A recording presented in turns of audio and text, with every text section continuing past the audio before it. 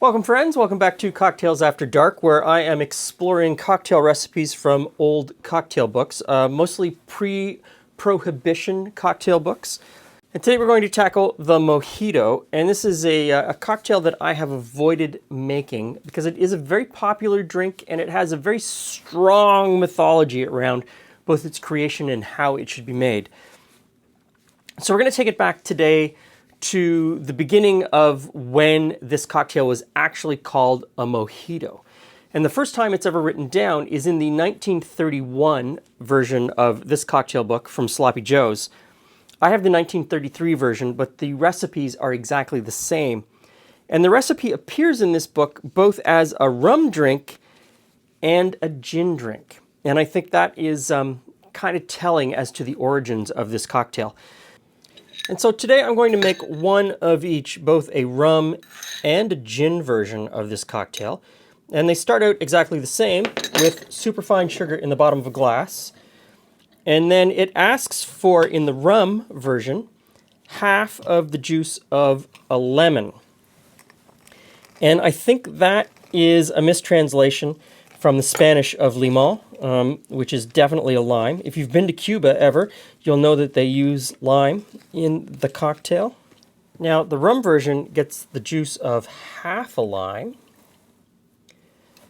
but the gin version gets the juice of a whole lime.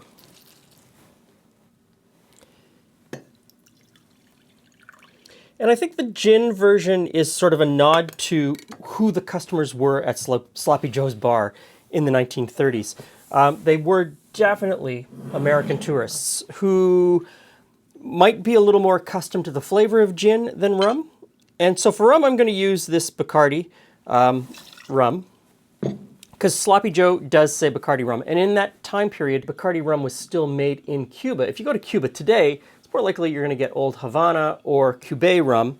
And in Sloppy Joe's later books, they have a house brand of rum that they use, and it is definitely an aged dark rum. So they stopped using the light rum in their cocktails and went to this much darker rum. Next in, of course, is mint. No indication of how much mint to use in each one. I'm going to take a couple of sprigs of mint and put them in. Now, what can be proven about the creation of this cocktail is that in the late 1920s, cocktails start to appear called the mojo, and those feature essentially the same ingredients as the Mojito that first appears in the 1931 Sloppy Joe's cocktail book. There's a much earlier story that tries to link it back to the 1500s and Captain Draque, a British sea captain. And the story is that, Draque rocks up on the coast of Cuba and his crew is suffering from scurvy. And so the story is, of course, that he shows up and the Cubans come out and say, oh, if you take some rum and some mint and lemon or lime, it'll cure the scurvy. And so this is a wonderful, fantastical story about this drink called le Draque, or the Drake. Except there's no historical evidence to support it. And the first time that this drink shows up in the written record is in the 1830s. And it doesn't really link the drink to the Mojito. It doesn't give a recipe. It just makes reference to some drink called the Drake. So we don't really know what's in it. Anyway, it's a great story. I'm sure it sold a lot of rum. And so many scholars think that this is more generally linked to the julep. And you've got American tourists coming to Cuba asking for a mint julep, which at that time period would have been made with gin.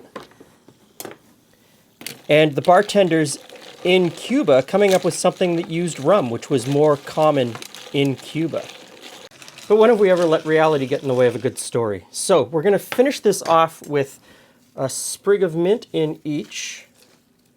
And they also get the spent lime shell, just to give you a hint of lime on the nose as you take your first sip. Hey Glenn, hey friends. How do I drink it with the thing on top? I've actually had it where they've put a high-proof rum and sugar in the top and then set it on fire. So I'm not going to set it on fire. I'm not going to set it on fire. Not ready for that. So I give you the Mojito. Two ways. So yours is made with gin. Okay. And this one is made with a rum. Got it. Cheers. I'm going to take that out too. Yeah. Yeah. Mint on the nose.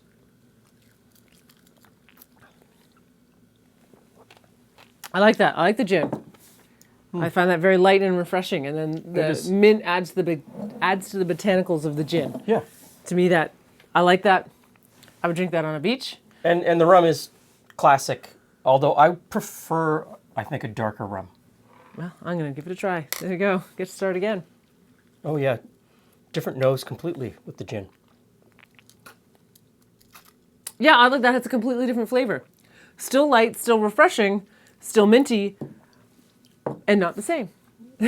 I prefer the gin mojito. I prefer the gin, but then I prefer gin over rum. So that's my bias. Well, when we were in Cuba, they were pumping these out at the bar like there was no tomorrow. I have never seen so many people drink so many mojitos. And they were using Havana Club. Of course. And the white Havana Club. But I know that in the Sloppy Joe's, he goes to a 12-year-old rum later, or a 15-year-old rum. I can't remember off the top of my head. Which would change the flavor again. But I don't know.